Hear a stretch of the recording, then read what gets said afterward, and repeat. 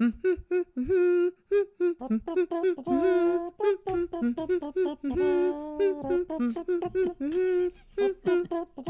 do, do, do.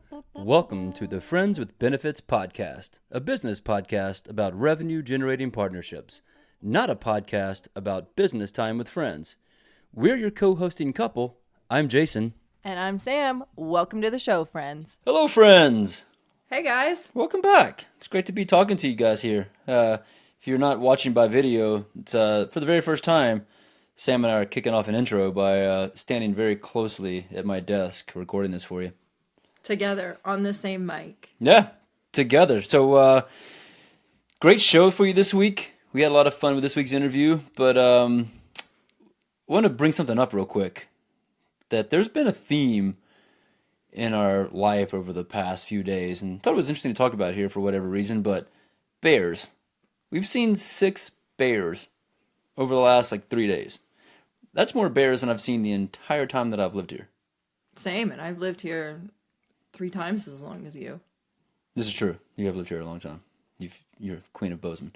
But a lot of bears, and I love the significance of bears, and they symbolize courage and strength and virtue, and really into that kind of stuff on this show and in our life, and so much so that we've made a fun little art project out of a bear. More on that later. But for those of you that are wondering, they were black bears, not grizzlies. No grizzly encounters yet. Lots were in trees. Yeah. Some were in compost piles, not our own. Nope, not ours. Ours is on the side of the house. It'd be kind of weird if there was a bear in our compost pile. Yeah. So this week's guest, he has a lot of courage and virtue. Started a couple of companies, but Justin Gray. I've had the pleasure of partnering with Justin and his team a couple of times now, but this was your first interaction with him. What'd you think? I love today's conversation because it was a little bit different. Justin isn't your traditional partner manager per se. Not at all. But he's lived it. He's seen the value of partnerships so much so that it's changed the trajectory of his career many times over. Absolutely. But even furthermore, he's now started a VC that has a super interesting take on partnerships. So much so, companies in his portfolio have to have a partner strategy. Oh, yeah. And I think that's incredible. Yeah. So, I mean, I think we dive into a lot of really interesting themes and topics that we talk about a lot. Value, trust, relationships, how those all build and drive business. But I think it's a hot take here. I think it's a future-facing reality that we're all going to come up against, that if you don't have a successful partner strategy, you're going to be left behind. Yeah, 100%. And the money is following partnerships now. And, Justin's experience in being a CEO founder who's prioritized partnerships in everything he's built, some would say that he's, wait for it, really putting his money where his mouth is. Mm-hmm. Yeah, he's investing in partnerships. Get it? Anyway, the talk around relationships was outstanding. I actually, do you take notes when we record the podcast? Because I've got these note cards that I take all my notes on every podcast. It's all right here. Yeah, I'm not that smart. I wrote down relationships equal the currency of success, and I love that take from him, and I think I'm going to use that one. But it's really true, especially in what we're saying and doing here. And, he really preaches it, and he lives it, and he values it. I also really like the fact that he mentioned something about that in the final question around his superpower, if he was a packaged up action figure. Yeah, that was a real question. So make sure you listen to that part because it was great. Should we get to the actual interview now? Let's do it. Hope you guys enjoy it. Thanks as always for listening. We appreciate you immensely. Enjoy the show, friends. Talk to you soon. Justin Gray, welcome to the show, my friend. Yeah, thanks for having me. Appreciate it. Yeah, man, we're stoked for today's show, today's conversation. I think you may be one of the most interesting people in the VC world. You proclaim yourself as being VC curious, imperfect, and unemployable, which, in my opinion, kind of might make a superpower for you. That's one way to frame it, sure. Awesome, man. Well, we're glad to have you. So before we jump in, tell us a little bit about what you, Josh, and Sean, a little superpower team you've got over there, are building in revenue. Yeah, so obviously we're all operators, entrepreneurs. We've been building B2B SaaS and services businesses for myself almost 20 years. I think pretty much the same for those guys. And after my last go round, so I had an exit to private equity for a B2B go-to-market consultancy that I sold in February 21.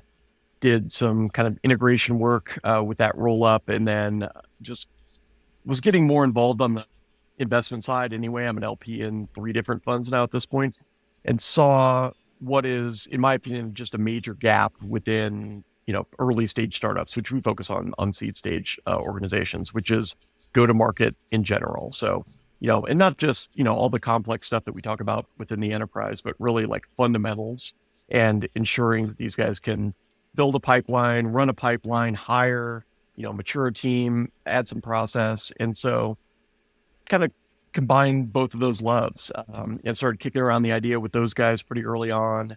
Went out and talked to a bunch of folks, in the industry to try to get a feel for like, hey, is this viable? Do we think this is going to be, something that that we can actually take off with? And fortunately, the feedback was great. So that's exactly what we're doing. We're coupling capital allocation with go-to-market expertise at probably a much deeper level, because there's, and I'm not talking down on these guys at all, but like there's, VCs largely advertise that they come with a value proposition. There's even some like operator value prop VCs out there, but like this is rolling up our sleeves and operating within these businesses. So we think we're pretty unique in that regard. I love that. And what I know about you guys and my experience in working with you is that it's not just a value prop, it's an experience you bring to the table. Like you actually can back up what you say is the value prop. Yeah, I was on a hour and a half call with one of my portcos this morning. So like on a weekly basis, that translates to like at least 20 hours with each of our portfolio companies. So Wow. it's pretty heavy. Awesome. Well, I don't want to get too deep into what we've got planned here, but before we jump in, tell us where the name comes from. I know the backstory, but some of our listeners may not. Yeah, it's actually a nod. I've been signing my emails with it for like a decade now, which was just originally a joke in terms of like all the crazy email signatures that happen out there. But and fundamentally, like if you're talking to me for longer than 5 minutes about a company, like I want to know what they're doing from a revenue perspective. I want to know what pipeline looks like, and that's when we talk to founders, like the thing that we do hear consistently over and over again is like you guys ask totally different questions than other VCs, because we want to go super deep in the pipeline. We want to know where it's coming from, how it's being managed, what it's generating. And so we are, hyper revenue focused, and we also focus on companies that are in revenue quite literally. So we don't do any like pre-revenue, like pre-seed or angel type stuff. Got it. Love it. It's from signature to company name. That's right. Yeah, goals. The huh? impetus. Jay, what do you sign your emails with? Mine say be great. Okay, not terrible. Yeah, not It's quite. better than regards or yeah.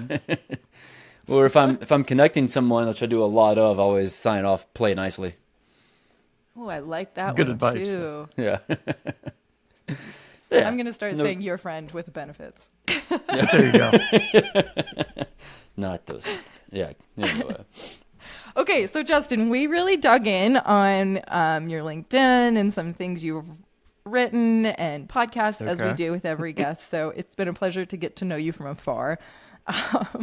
But one thing that really stood out to me, so in your manifesto, I'm going to actually just read this really quickly. Relationships are the currency of success. Which is So- also like my favorite quote in the world. So it's my Excellent. quote. So Oh, nice. Let's it start tells there. you something about me. I mean, that's we may literally be the stealing reason it for we started the podcast. So exactly. So let's just start there. Where does this come from? How'd you learn this? Have you had specific experiences that made this feeling so strong to be not only in your manifesto, but your favorite quote? Yeah, a lot of them. So like what I always like to say is like I don't deserve or I shouldn't be sitting where I am right now. I am not from a privileged background. I went to an in-state school. I got a really boring job out of college. I graduated with a ton of debt and credit card debt. And so like my life could be very, very boring. I got, fortunately, and this is actually a funny anecdote. So, I was working, like I graduated with a degree in marketing. So I got a marketing job. I graduated literally, around the time of September 11th. And so even lost the internship that I was doing, took the first job that came along, which is a terrible piece of advice to offer. And I I was did it dating too. I was dating a gal at the time, and she was out with her friends one night and got in an argument at a bar here in Scottsdale with a guy, and ultimately he was like, "Oh, we want to hire you," and she's like, "No, that doesn't sound super great. Like, I like my career." And there was like a company of like 5 dudes, like a startup, but she's like, "My boyfriend hates this job." And I did hate my job. And so I took a couple interviews with them. It took like almost 8 months to say yes, because it was like a very, back then, this was like early 2000s, like startups and like entrepreneurism was not this glorified thing. It sounded like a dead end or like a fly by night, job to me. So ultimately, they convinced me to come on board, and I joined my first startup, which was like, holy, I don't know if you guys swear on this or not, but like, Go for it. wow, Hell yeah. that this is where this has been hiding. And that totally changed the entire trajectory of my life, and everything that has happened, since then that's been positive has always been because of a relationship, an intro.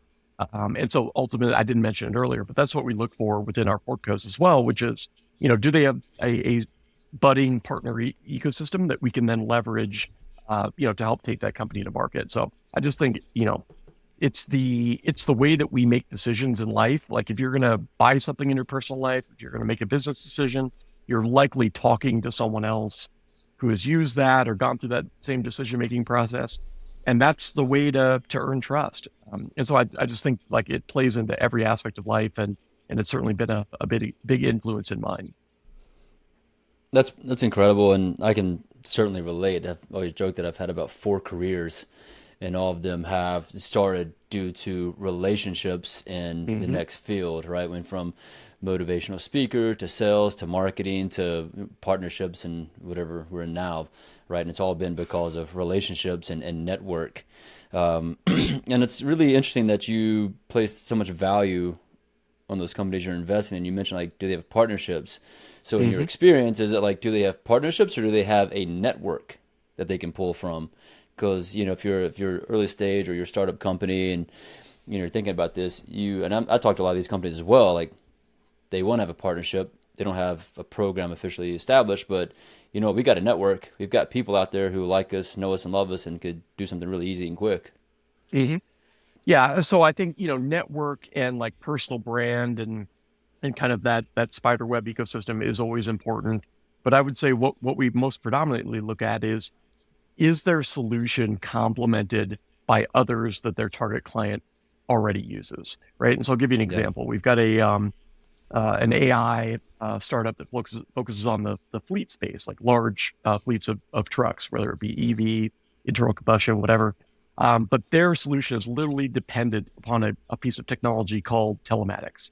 So if you are Amazon, you have a large fleet of vehicles, you need to have one of these boxes in that vehicle to broadcast over long distances what's going on, right? Like, are the shocks going to fail? Are you due for an oil change? Like any sort of data, because everything is a computer these days, gets broadcast over the solution. And so they already had relationships with one of the largest providers. The other two relationships were kind of in talks. And we saw that as a huge, frankly, cheat code to bring the company to market. And so that's an example of just like, what is the customer doing?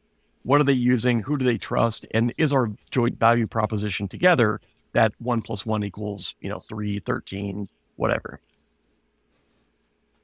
Nice. Yeah, it makes total sense. And it's funny. I've had this is my third conversation this morning around fleet management and partnerships therein. So like, there's a theme to today, and that's neither Mm-hmm. here nor there for the podcast. But one of my questions, is that I've known you guys for a while. Known Josh. I think I see Josh at every conference out there, and I've known Sean since his early days of Sales Loft. So I know you guys are very partner focused. Mm-hmm. Your early days of Lead MD to Shift, you've been building these organizations that have a partner first mentality.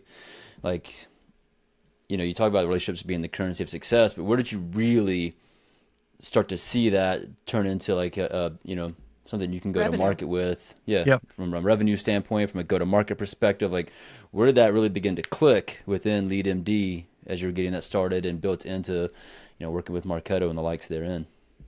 Well, yeah, I mean, so funny. We were just talking about this as well prior to this call, but so you mentioned Marketo. I mean, like Marketo was truly a strategic partner for LeadMD, right? Like a wonderful woman who unfortunately recently passed away named Amy Garrido and I like inked a crazy deal back in the day where I was going to be reselling Marketo technology and wrapping services around it. So this is obviously very early days of Marketo. So like when you logged into Marketo, like it literally looked like our brand. It looked like our look and feel. We were going to take it into kind of these tangential markets. And what ultimately arose out of that go-to-market motion was on one side, a lot of channel conflict in terms of like selling Marketo. Because if, this is early marketing automation, there were two real players in the space. And if you've been to their website, they were, off limits for us to sell into. So we ran into that barrier pretty quickly. But what everyone wanted was the services component. They wanted help with implementation. They wanted help with, running the system long term, which is where our managed services model came from. So really kind of market driven, but strategic partner enforced. And even within Marketo, right? Like for the first 5 years, like we were a Marketo shop. So in that time frame, we actually developed a relationship internally with them. And at one point, if you purchased Marketo, there's a 40% chance that we were doing that implementation, even in a white label manner. So just so many different, aspects and I want to say revenue sources, but really customer relationship sources, right? Whether it was direct to market, we were bringing that buyer to them, whether it was coming in directly through them, or whether it was just someone, struggling to use the platform and kind of build up talent around what was a very budding, now we call it RevOps, but back then it had no name, right? So Right. all of those factors like came together really to form a rapidly growing company. Like we would certainly not have had that trajectory if I think we just would have gone, to market and tried to support a bunch of different providers and kind of do that in a silo. It was truly like that close knit relationship where we were in their offices all the time. We were on sales calls with them. We were, running quarterly and yearly contests. Like it was a very close symbiotic relationship. That's incredible. So that sounds like the Holy Grail. What everyone's striving for. Yeah. Sure. Can we talk about like rewind in that story and how you like what happened before that to build that relationship and get the buy-in from Marketo, even if they were smaller, they're still Marketo. So like, obviously I'm going to assume relationships, but can you talk about brass tacks a little bit, how you really rubber meets the road on that? Yeah, how'd you get to that point? Yeah, I think, well, the one thing I want to make sure I highlight before I forget is, I was a early Marketo user. So like Bill Binge sold me Marketo in 2006. And I'm definitely one of their first like 20, 30 clients. And so I had implemented the platform. I was the VP of sales and marketing for what was that startup I mentioned earlier. Ultimately, we grew that organization to a $250 million, very successful entity. I had a team of people, team of marketers, team of sellers, and went through the firsthand pains of like moving from an ESP into a marketing automation platform where there was literally no enablement. Like these days you can Google, like just like you would Salesforce, right? Like, and find a ton of Marketo resources. That was not the case. You got like some, couple hour, group training on the platform. And so like I had seen those pains firsthand because you're trying to teach people something that like didn't exist 12 months prior. And so that was what gave me the idea for it. Ultimately, like I sold my equity in that company and wanted to do something next. So I actually started two different orgs, but one of them was what would become LeadMD. And it was all based around that idea because I had talked to a lot of other organizations and they were kind of in that same point, right? Like we've got a big, like we see the potential, but we've got a big pain in using this platform. And there was a lot of people weren't even aware of what marketing automation was back then. So that became the idea to also resell the technology and take that to market. But that process of like getting a relationship with them just came about as a ton of hard work. And again, budded by relationships. Like, have to tip a hat to Mr. Craig Rosenberg. Like, I had met Craig through a, very strange series of events. He was running a platform called Focus. He tried to kick me off it because I was being too self-promotional, and we struck up a friendship. His intros ultimately led me to the right people within Marketo, as well as I had been a buyer. So I kind of went that route as well. But it was a lot of, just frankly, hard work and a lot of persistence. Like, I would fly over there, sometimes unannounced, like, I've got this plan, like, and then fortunately there was a show put on by Sal and Andrew over there. I'm going to space you remember who I'm talking about? They run a couple different shows and publication, or they've sold now, but it was like Content for Demand. It was, God, I can't remember the name of the org, but anyway, like, they had a show. I also had a relationship with them. So that's how I had hooked up a meeting with Amy when she was in town. So, a lot of legwork, a lot of relationships, a lot of intros that ultimately came to fruition. And then, we started what, ultimately became a snowball of, ongoing just co-selling conversation. And again, like, I felt like we were part of their organization from time to time, just because we spent so much time within those four walls, and did so much work together. I think that's an excellent mark of a great services partner, right? Is that you really can't tell the difference between the two, and where they end is where you begin, and that's how Yep. the customer should exactly feel. And if I'm just listening to this, thinking, you were early stage Marketo, learned a ton, became one of their top partners, and I'm sure you take a lot of that experience to your portcos, or even companies you're talking to. Like, what advice do you give to companies that are starting now, trying to become a services provider for a Marketo or a HubSpot or somebody else that's already busting at the seams with service providers? Yeah, I think there's a couple really important things there. First and foremost is that for some reason we take all the bad aspects of partnerships, and that's what we try and copy as like an early, budding organization. Like, we put these agreements together, He and said the thing like, out loud. it's all this formality and all of this red tape and all this planning and joint marketing plans and business plans. And quite frankly, like, the most valuable partnerships come from real results, right? Like, if I can get one of my friendly customers and one of your friendly customers, and we can beta test, you can become a design partner for me, essentially. Like, here's the value we think we can provide to your client. Here's what you provide to ours. We have some early customers. You guys have a ton of customers. Let's pick one of those each where we know we have great relationships. We're not going to screw anything up, and we can just be hyper honest and transparent about it. Like, we think this is gold. Will you test this out? Right. And oftentimes there does have to be some incentive there. Like, hey, we'll drop the price a bit, or whatever it happens to be. But like, and as a result, we want to use that case study to permeate this through our organization. And we think we can win more business together. We think we can retain more business together as a result of this. So test it out with us. And that less formal approach, that kind of, again, like, just hyper transparent, value forward approach is never where anyone defaults to, which is crazy. And then the other aspect is just like, be visible. Like, you have to get down into the people that matter, which are, oftentimes sellers, customer support individuals, could be product, if it's a technology integration. Like, you have to get over there and really understand what their pains are and how you're going to influence theirs. Because, company level pains are one thing. Like, yes, everyone wants to earn more revenue. They want to retain clients, but that seller is trying to run a pipeline. They're trying to win deals. They're trying to stand out. So how am I really going to help you in that process? So oftentimes it's a multi-pronged value prop. And then how am I going to reward that? Hey, look what we did together. This is the ACV that we're able to accomplish. It's a multi-year contract where, you're creating joy ultimately. And so, like, that always leads to more trust. That always leads to better relationships. So, just doing those things at a really low altitude, and, at the executive level as well. Like, if you're a seed stage startup founder, like, you should be out there and just, investing within that relationship. That's always what I've done. I've tried to, like, show up where other people are not, like, and invest what other people are not willing to. And so we try to encourage that certainly at any turn.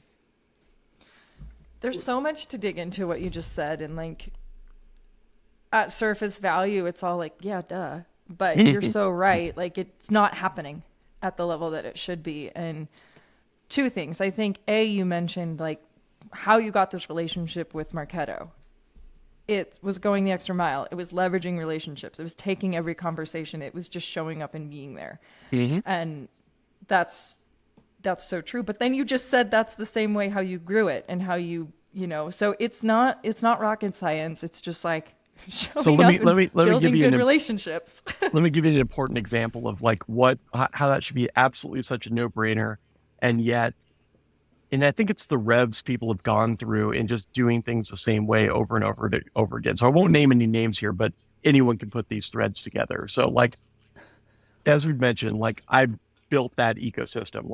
It was a thriving ecosystem. Oftentimes with acquisition and merger, things like that, can fall off. What I've seen is that same thing, which was really a revenue engine, right? Like be put through formality, be put through, more of that like enterprise rigor process and lose that relationship. And at the same time, I've seen a lot of employees that were there at the time where we built that go out and thank God this has almost become my purpose for being in business, like seeing other people start companies and do their own thing. They've gone out, they've created other consultancies that fill little niche gaps that they found along the way, and they've run the same damn playbook. And all they're doing is the same thing, like getting out there, forming personal relationships, like standing up the wins, and they are blowing the doors off right now. And you've got something that was like, hey, this is an established relationship and ecosystem. And we saw this on the other side of the spectrum when Vista acquired Marketo, and then when Adobe acquired Marketo. And you just have to push through those, because at the end of the day, there's still people at the other end of that, even though there's, this new umbrella at the top. But if you don't have that integrated throughout the ranks and everyone's not like surrounding that relationship, it dissipates super quickly, because you guys know what turnover looks like in B2B SaaS. Like you're forging these relationships daily almost within those walls. So if you're not doing that, it's a huge opportunity for someone else to come in and capture those relationships. To your point, like you're just doing the hard thing rather than like running this process or the system that, on paper looks like it works, but it doesn't have any heart to it. Yeah. And there's a lot to everything you just said. One thing in particular is like how much the relationship actually matters. And you may have experienced this, how much it mattered when Vista came in. It's no secret that when Vista comes in, things get tough. There's much higher levels of expectation, performance, things change. I've been there. We all know what that's like. However, but someone like yourself comes in, you've got a relationship, you've been providing instrumental value to these reps already. Like you can continue to help support them, and they trust you to help them hit bigger, broader numbers when someone like Vista comes in. So when like their back's against the wall, they can reach out to you. You can help them and begin to take this thing to the next level because you've been. Well, that's the other thing, right? Like if you're, this is where like that whole ecosystem concept becomes super fruitful, because if you are, again, looking through the lens of like, who is my customer using? What are the needs that they have? How do I, form my actual partner program with that as a blueprint? Now, someone that purchases partner A is a good fit for Marketo and Vista, right? Like, so I'm able to come in and, these folks that now probably have larger quotas, their job's tougher on a day-to-day basis. And I can show them value and say like, well, I've got a deal for you. That's, even when you have a relationship, there's some element of like, what have you done for me lately that comes into this? And I wish customer happiness was the only thing that counted there, but dollars and cents certainly are. So if you built that ecosystem in a manner where it pretty much feeds itself, it really augments, go to market. Because if I have to go out and, interrupt that person, try to get their attention, win them as a customer, and then refer them over to someone, it's just so much less effective than, hey, this trusted partner I'm already working with, who do you have that's not on Marketo? are they who's not happy with that solution? All right, let me shore up this relationship at a time where, a lot of change is happening because of that acquisition. So a lot of, how we weathered those storms was, again, like, what are the pain points of the folks that are at the ground level that, really where our relationships reside, and how do we foster those and help them get through that pain? Yeah, The absolutely. You other help them thing, enough, then. Oh, sorry. Go ahead. yeah, I was just going to say one thing that really stood out to me in what you just said, and for, I'm assuming, other than my mom, the majority of the people listening are partner professionals. It can't be a one-man band. Like Totally. me, I could have this relationship, but it can't stop there. You have to create the flywheel internally so that your sales team, your CS team, everybody is as invested in this partner as the partnership team is. And we've seen it across the board, like partnership teams get slashed or, whatever, and then it's gone.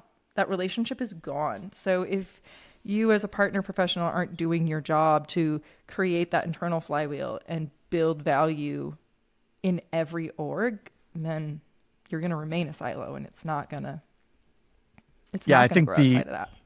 the most important thing to foster is, like, it sounds kind of cheesy, but like, truly we're stronger together with partners involved. And actually, I got to give kudos to Marketo. They did this in like 2017, 2018. They did a lot of things wrong, but they did this right. Like they did some, study and analysis internally, and they found out that if someone had 2 or more launch point partners, their propensity to churn was like 0. And so they started, like, everyone latched onto that. Unfortunately, it wasn't services partners that they wanted to bring in, but like that concept is so critical just to integrate through the entire organization, which is like, we're going to get a window into these organizations that maybe we wouldn't have otherwise. We're going to be able to provide value. We're going to be able to fix, a gap within our own solution. We're going to be able to, just again, like, surround that customer. And so, like, if you've created that edict where it's like your job when you touch a customer is to understand who they're working with that's not a partner, and replace that with a partner or form a partnership with that individual, like, that has to be cultural within an organization. It certainly can't reside at the top or the bottom. It really has to be across the spectrum. What's your opinion on kind of like where the market's at right now? Right, I have this concept that all these layoffs and rifts and whatever you want to call it are creating a massive level of trust attrition.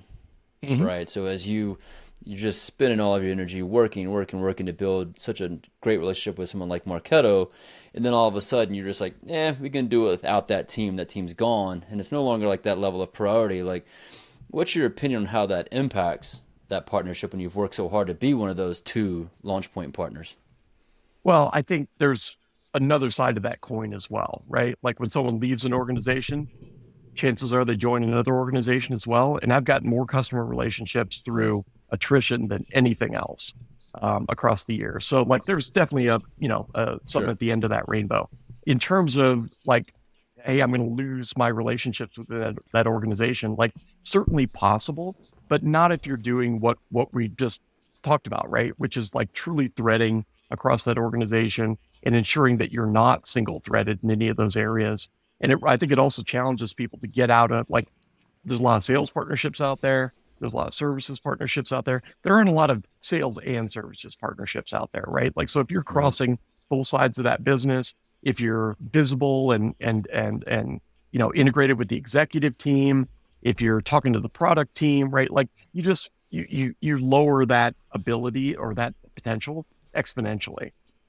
So I think it really is a call to action to ensure that is something you're not setting yourself up for, because like, what's happening in the market right now is people are not buying net new technology off a webinar or off a form fill. Like, they're buying it off a referral.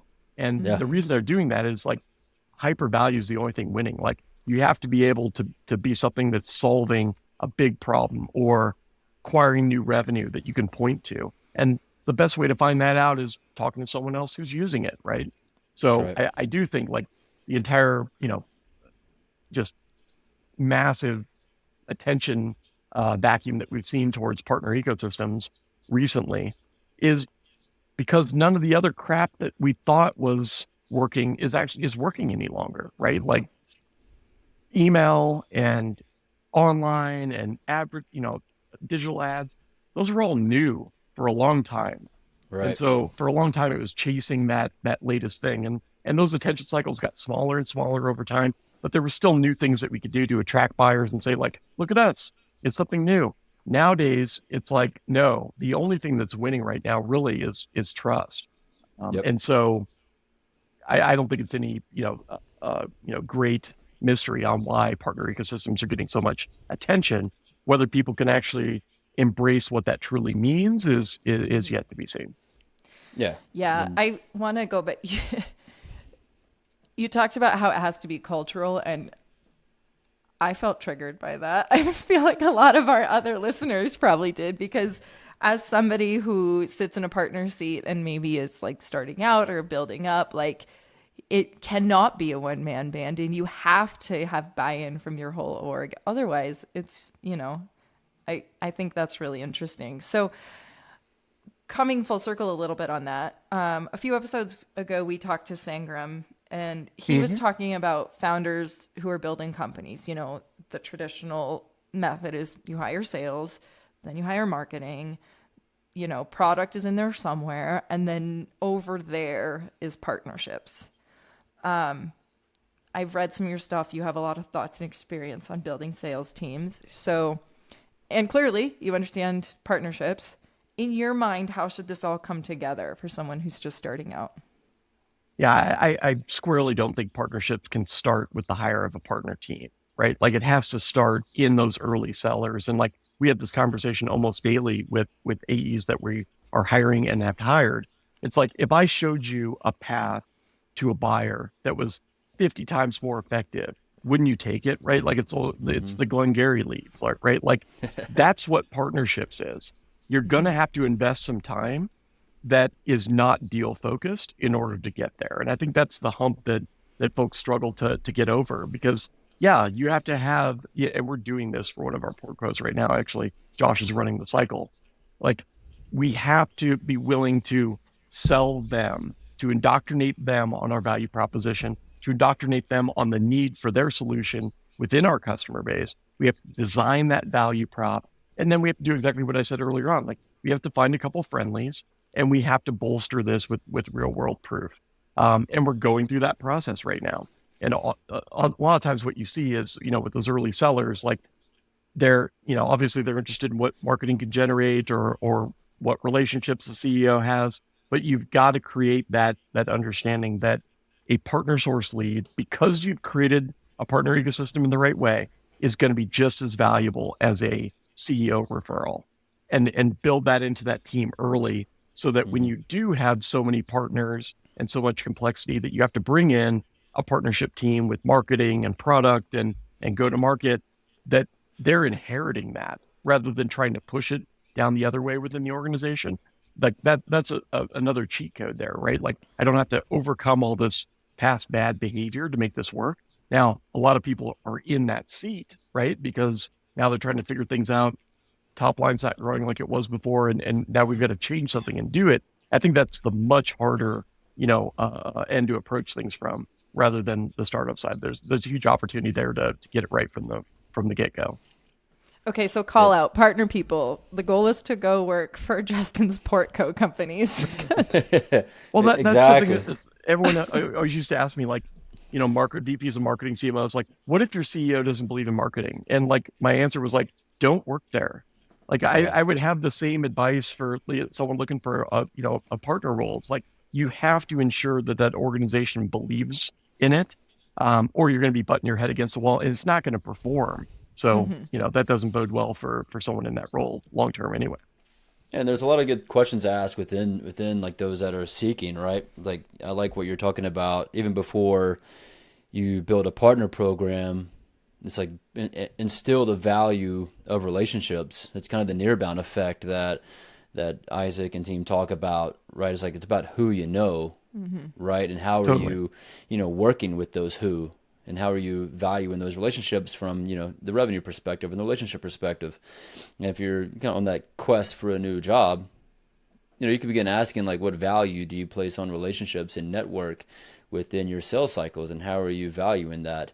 I talk to a Yeah, lot of real and estate does your sales companies. team know who your partners are, right? Like that answer Yeah, alone will probably, give you a lot of insight in terms of like how do you engage partners? And it's like, well, I don't know. We call up the partner team when someone asks and they give us someone, right? Like that's the historic way that's, been done. And that's again just so backwards. yeah, I totally agree, and I've been there and had to train to that, enable that. So it's always kind of fascinating when you get in and people don't really understand, like even the simple motions around like how to tap into one of your coworkers' LinkedIn network. Like it's Hmm. there for the taking. You work for the Right. same company. I'm like, by all means, like here, let me serve up this silver platter for you with some relationships. And they're like, what? Well, So there's that's a there's great point as well. Like, and that gets back to like the value prop and like you have to give to get. Like that's like should be my new mantra. And it's again so backwards in terms of how this has been done in the past. But like I get so much outreach. It's like, oh, I saw you're connected to this person. Can you provide an intro? It's like I could, but what are you providing them? Right? Like this is right. my relationship. It's something that I place a huge amount of value in. So like if you've got something that's going to help them, absolutely. But like, give me like what research have you done on them? Like, do you know they're struggling with this? Because if 100%. all you want is, hey, go talk to my network, like you're not going to maintain the value of that network for very long. Yeah. And I've gotten more than comfortable in saying, no, it's just not there. Yep. Give me something better to give them. Like, let me give them a steak versus a beef jerky. Right. And So, then people are going to come to you because they know that you make great connections, right? Like I'm sure we've all gotten an email where it's like, shit, now I've got some BS meeting that I've got to take because it came through an intro, but there's no path forward here whatsoever. Like the bit, and another shout out to Craig on this. He was on our podcast talking about this. Like when Craig provides an intro, I know it's going to be a great intro and it's already been pre-vetted and it's something that, I'm at least going to, be interested in. Like if you build your personal brand around that concept, that's invaluable, based on what's happened with LinkedIn these days. So yeah. true. Now I want to get an intro from Craig to see what that's like. It's So, he's great. along these lines, like how are you guys ensuring the companies that you're working with and bringing on board are actually the right ones to build this level and trust and relationships with? I'm sure it's more than just like you got a partner program, cool, right? But no, like how important is the relationship with your portcos, and how do you ensure that they're the right ones? Yeah, I mean, again, it really does come down to knowing their customer, right? Like that that that potential relationship has to be driven by someone that already has the trust of that target buyer. And so we do a ton of customer interview process. We've talked to I think every customer within our portcos to date, prior to making an investment, because we want to know what else are you using? Are you finding value in it? Would you be open to, combining that with a solution that looks like this, right? Like you want to know that that's rooted in the customer. And I got in a bit of an argument the other day on LinkedIn with Mr. Jared Fuller because he put up something about IPP and ideal partner profile, and it was BS.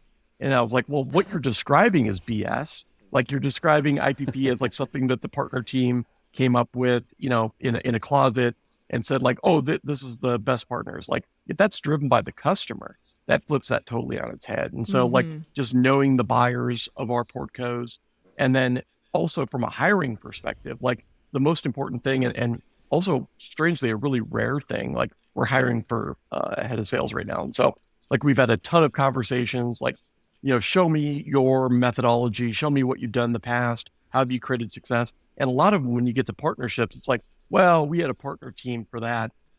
Actually, we'd love to lean on you guys' expertise in this area. It's like that's the kiss of death. Like Yeah. if you can't demonstrate that you can perpetuate what we want within these organizations, you're not going to be a great hire. So it gets back to that cultural trigger from before, which is like you have to build teams that are going to be able to work within this playground, right? Like they understand the value even in their personal lives, and they can see the path to success there, rather than like, you know, uh, fighting against the wind all day long. Okay, so this is coming full circle here. I read another thing of yours that like made me cringe because I felt it in my bones. But it's coming full circle with like building trust, building those teams, creating this flywheel. So I'm going to read it really quickly. Just as it kills you to watch your child fly headfirst over a set of handlebars into a ravine, there's going to be a ton of pain involved in placing your cherished prospects pipeline and company reputation into the hands of an account executive, fresh out of the wrapper. If you don't let them fail, get skinned up, and then put themselves back on that bike, you're never going to see them become what you truly need them to be. Oh my God, I have had so many leads that as a partner team, we have nurtured over and over. And then the salesperson's like, give it to the new guy. Mm. How do you, help us get over this? Like, we're talking about, cherishing those intros that we've built, creating that trust. And this kind of goes against that in some forms, but you do have to build your team. Can you talk us through this? There's no substitute for great hiring, right? Like, so we're kind of, there's some undercurrent of assumption there that like new people are terrible. Like you've gotta, and I think within this market environment, it's, just a double down and double click on this. Like you have to be really intentional in terms of how you're hiring. And, by the time you bring someone on board, like that should feel like a very trusted relationship in and of itself. But I'll give you an example of like why I feel so strongly about this. So like, we mentioned Mr. Josh Wagner already. Josh's first day, I sent him out to Marketo and sat because there was a show going on. I said, you're going to this show. I want you to go to Marketo. I want you to meet with this person, this person, this person. And, obviously there was training enablement that we had gone through even prior to that start date. Unfortunately, Josh was one of my clients prior to bringing him on, because that's often how I hire.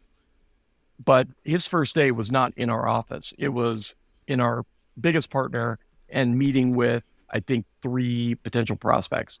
And so, I probably wouldn't have done that level of pushing them out of the nest if I hadn't had a large track record with that individual. But I might have gone with them. But still, I would have sent them out into that battlefield, because I've seen it happen over and over again where it's like, oh, we brought on this new rep, and this happens in the early stage a lot where you've got founder-led selling that you're trying to scale out into a sales team. Like, all right, well, tell me, 3 months into the process, are you divorced of early stage calls at this point? No, I'm still doing all the discos with so and so. And it's like, no, like you can't do that, because someone's obviously going to talk to the CEO.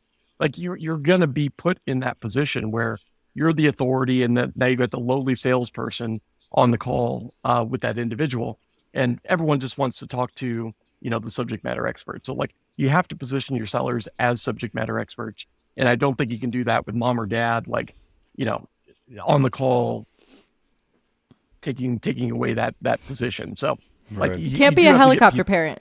Exactly. And so, yeah, and it's also the quickest way to find out if someone's gonna work out or not. But like, hopefully, if you've gone through a decent amount of rigor within hiring, I've seen so much be learned by those conversations. And customers is another great, cheat here as well. Like just bringing on new sellers and having them talk to customers and really do deep discovery like they were in a sales process. Like, tell me, what you like about us, what you don't, where are your pain points? If we were to implement a feature, what would it be, right? Like, there's so much learning that comes from those conversations that just will never come if you're, wrapping them in cellophane the entire time. I love that. Use your customers as training ground for discovery, then it's a win-win. Your customers feel seen and heard. Your sales team's learning. You get valuable information. That's the 2 great. things I love to train a sales rep. One is that. The other one is secret shop my competitors. Like before you're on the website, before you're on LinkedIn, like I want you secret shopping our competitors, and you tell me what you liked about that process, what you didn't, so on and so forth. Like we ran years of secret shopping in that regard. That's a pretty strong move. I actually like that. It gives them kind of. I think it only got discovered like once. I think, and I got like a ping from the CEO who I knew. It was like, hey, We took a I shot. mean, What are you gonna do? that's a pretty good percentage then. You've Yep. got people out there, learning who their competitors We, are, we how to got sell several against them. proposals off a first call. So So you just talked about maybe things to train on, and we're talking a lot about trust here. I know that you've got this mentality around like shepherding team members, to the partner mentality, and how that leads them to a role of consultant. So back to what we were just talking about, you've got this new salesperson in the role. You're expecting them to have this, level of competency to work with partners, but you know, um, if they don't have that level of competency, do you believe that can be trained? And what steps do you need to take to do so? yeah, I hate to beat the dead horse, but like a lot of that does go into hiring. Like I look for folks that like, even in the sales role, like in their past, they wear a lot of hats. I love, it's a strange thing to like, but like I like people that like become like the little mini IT person within their organization. Like someone's computer doesn't work and they're the person that gets called over to help remedy it. Like little windows like that will tell you if someone like can learn stuff and like apply it quickly. But I mean, that's the goal every time, right? Like is to no longer be viewed as a salesperson and to be viewed as, at least a sales engineer or a consultant, someone that can really kind of put those pieces together. Like, oh, have you talked with, so and so? They provide a great solution that would help you with that. Even if it's not within your four walls. And again, being in a services business, we used to have a huge leg up in this regard. Like my sales team also sat next to one of our pods of consultants, so they get to hear those. This is back when we were all in offices. They get to hear those conversations on a daily basis. A lot of times they would say like, "Oh, we learned so much more just by sitting by, so and so and listening to their calls all day long." Like it really informed our net new conversations. I think if you're in a software org, the same thing happens in customer success, right? Like what are people raving fans of? What are they, seeing pains or friction around? And you can use that to weave in the in those sales conversations. Certainly from a partner perspective, that just opens up a whole new level, right? Like because again, it's the same buyer. It's the same buyer that's buying your stuff, but like you get to see them in a different, realm, a different world. They're buying data that day, or they're buying, content, whatever it happens to be. Like if you can put them out and get them in those environments and those ecosystems, like I think that's literally gold. So we did a lot of that as well with, hey, we're going to send, two reps out to your office. They're just there to consume, learn more about your product, but they'd love to, shadow some customer calls, shadow some prospect calls. And the more you can get someone who's inherently bent in this direction to where they want to provide value, whether that's value that we provide or just, hey, have you met so and so? Oh, you're hiring? Great. I know someone who's on the market, right? Like, or, oh, I didn't know, you were looking at that type of, problem or solution. Let me introduce you to so and so. The more you can be that traffic cop and that, just like hub in that hub and spoke model, is so valuable as a seller. That's what changes that perception. So anytime you can give them access to where someone's guards aren't up, that you're selling them something, which I think, shows, conferences, other people's cycles, partners, customer success, it's all gravy in that regard. Yeah, the value that expands across that opportunity to be a partner. So it's when hire for that person, but also not be afraid to toss them into the fire to see kind of how much of a value seller they really are. Totally. The other red thread I just heard from what you were talking about is genuine curiosity. It's just like not going, we talked about this with Jill in one of our previous episodes about like, it can't be about you. That's where the walls go up. It has to be about them, what they're trying to accomplish in all assets. Like you just talked about, you're hiring, you're growing, your business is changing. What does that mean for your role? Like ask more questions always. Yeah. And I mean, like, you'd be surprised at how uncurious, a lot of people are, right? Like, it's like if you're operating, and this is what I think a lot of sellers are just terrible at this. Like, what do you do to learn about the space that you're operating in? Where do you go? What are you reading? Who are the people that you're following on LinkedIn or other channels, right? Tell me something that, whether it be an outbound effort or just a go-to-market effort that you constructed that was not sponsored by the company. You know, you'll get these blank stares back, and it's like, dude, like you worked at this place for 4 years, like, and you never ran something out of your own imagination. So yeah, unfortunately, again, a lot of it comes down to hiring, but I think there's a lot of ways that you can, kind of uncover those nuggets and ensure that you've got at least a better propensity for success there.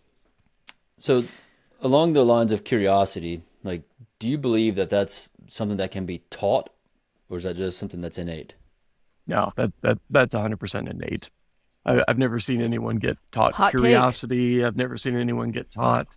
Um, like it goes back to like, hey, did you take clocks apart as a kid? Like, did you, write your own computer program? Like, what did you do that just when you're not in the environment where you're kind of being forced to learn? Like, do you like? It's like, can you teach someone to read? Certainly. Can you teach them to have a passion for reading? No. You know what I mean? So like, it really comes down to your like personal passions. And again, a lot of those things translate into these roles where, as a seller, your entire job is to be curious and to discover. Absolutely. Okay, so speaking of being curious and asking more questions, I have one. Um, Farming in the sticks. Oh, You man. have got to tell us what goes down in rural Missouri.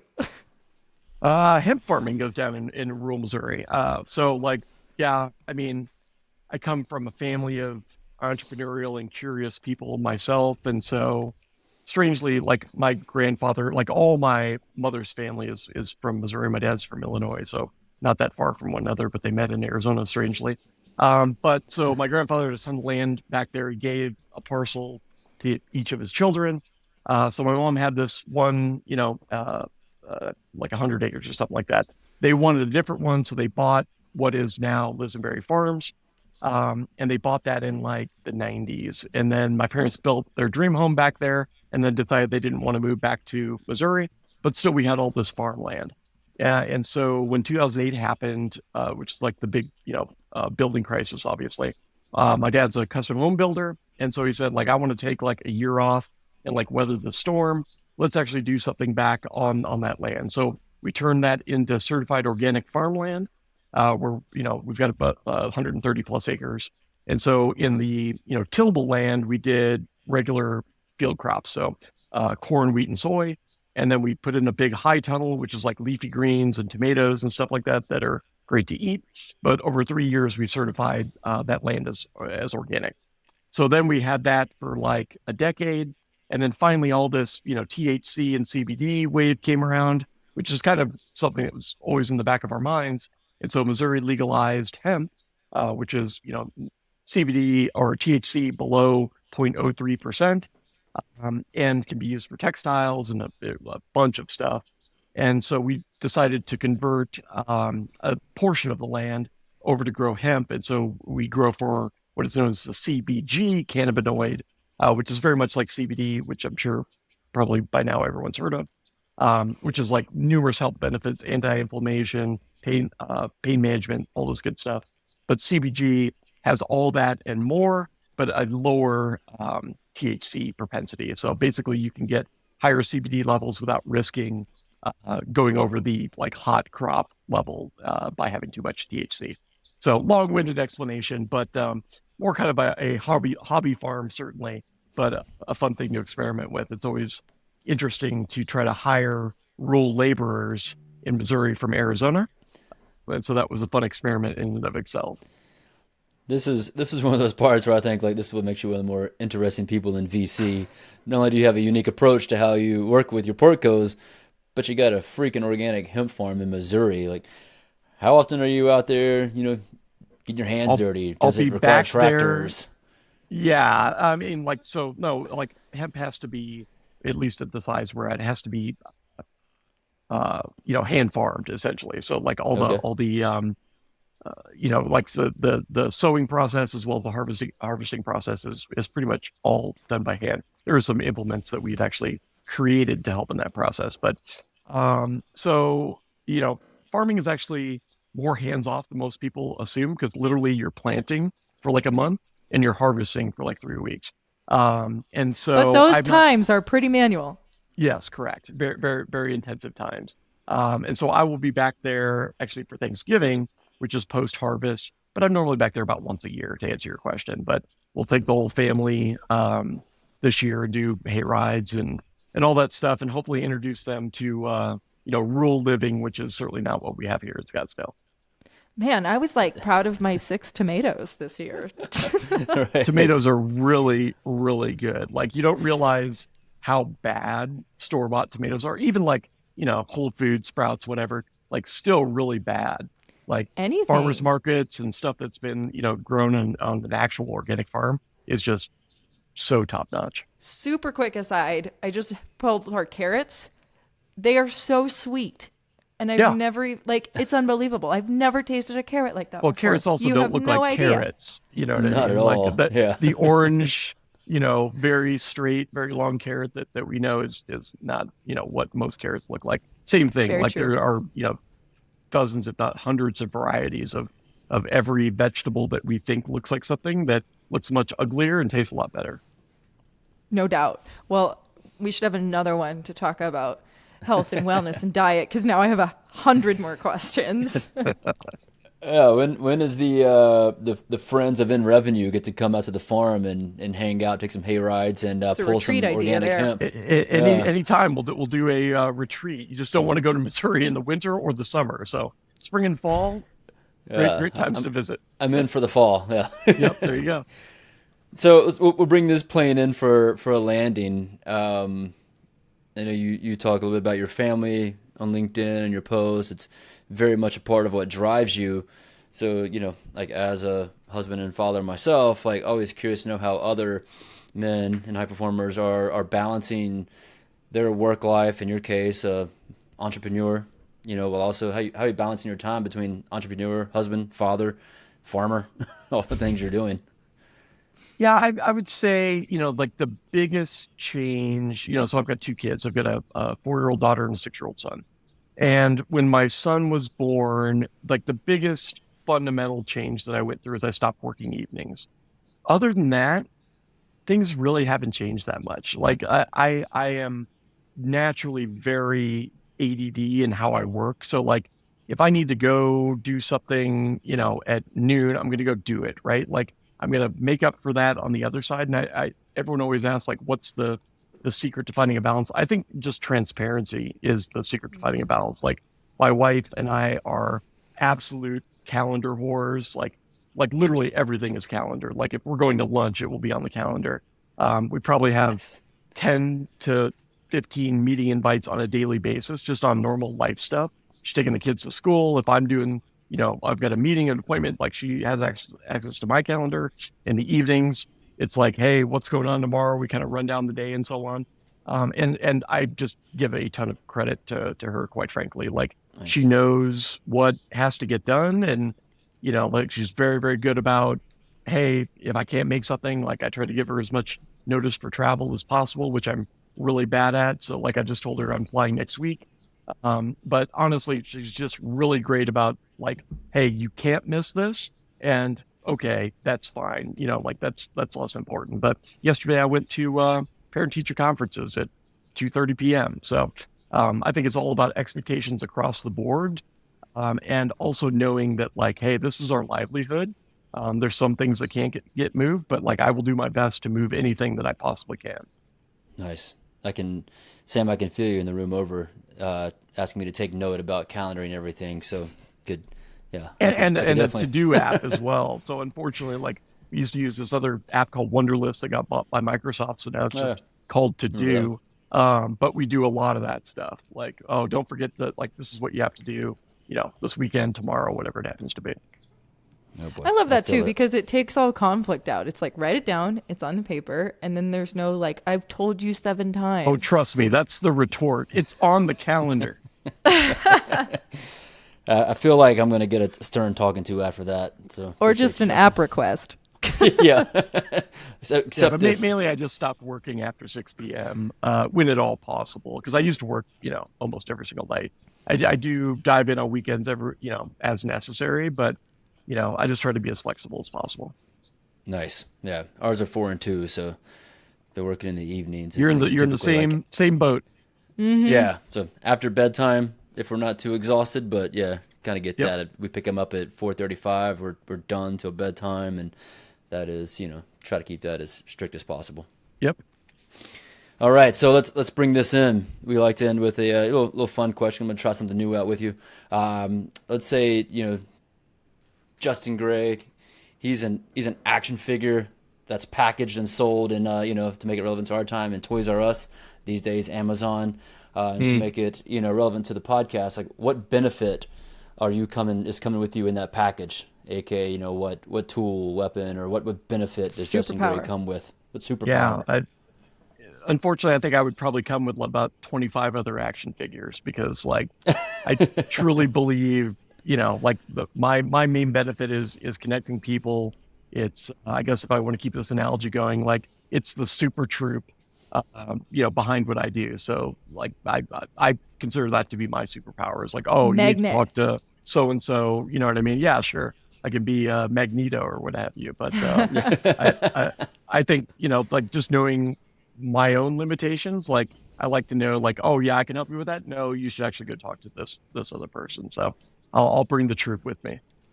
I love There it. You can is you're a true few- power in that. Yeah, your superpower is seeing the benefit in others and That's being able right. to connect those benefits. That's right. I love The it. Great relationship answer. Ray.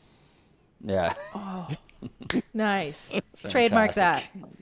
Yeah, it's good. Well, Justin, this has been tremendous. As we always end, I have so many more questions, so I hope we get the opportunity to chat again. But thank you so much for your time. Friends, for having me. thanks for joining us. We'll see you next time. See y'all.